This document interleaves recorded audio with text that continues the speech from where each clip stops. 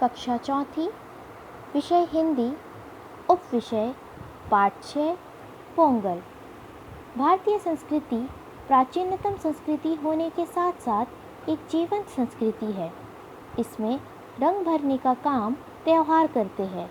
यहाँ हर महीने कोई ना कोई त्यौहार मनाया जाता है। त्यौहार जीवन की नीरसता दूर कर जीवन में रस घोलते हैं, जिससे हर्ष और उल्लास का वातावरण बनता है।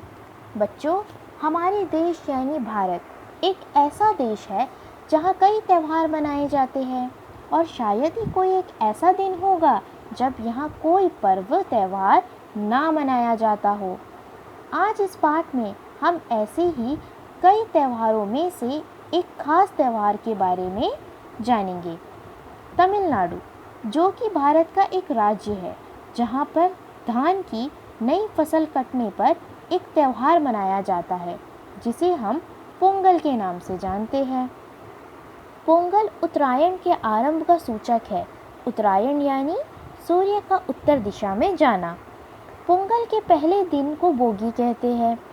इस दिन घर की सफाई की जाती है और घर का सारा पुराना बेकार सामान जला दिया जाता है और यह कार्य पोंगल से पहले वाली रात को किया जाता है। चीज़ों को जलाते समय लड़के छोटे छोटे ढोल पीटते हैं और इस ढोल को तमिल में बोगी कुट्टू कहते हैं और ये ढोल इसी दिन ही बजाए जाते हैं।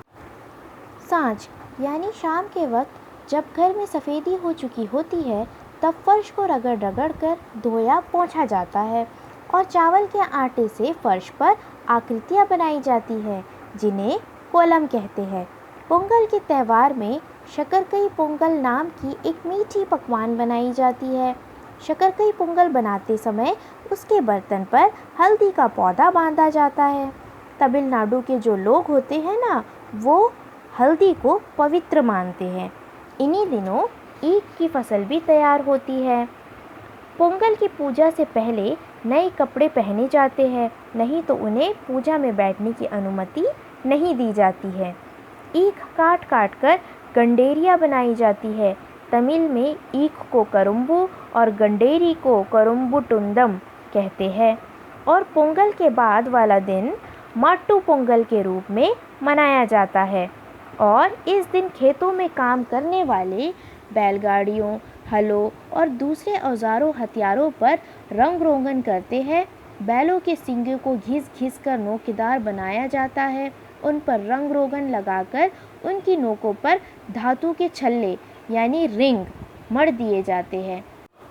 मंजी विरट्टू नाम का एक खेल है जिसमें रंग बिरंगे सींगों वाले बैल अपने गले पे एक छल्ला बंधे हुए गलियों में भागते हैं और पूरा का पूरा युवकों का झुंड यानी कि लोगों का झुंड उस बैल के पीछे भागता है और उस पर सवार होकर उसे शांत करवाता है। फिर उसके गले में जो बंधी हुई पैसों की थैली होती है उसे वह युवक निकाल लेता है और जो भी निकाल लेता है वो सारे के सारे पैसे उस युवक के हो जाते हैं।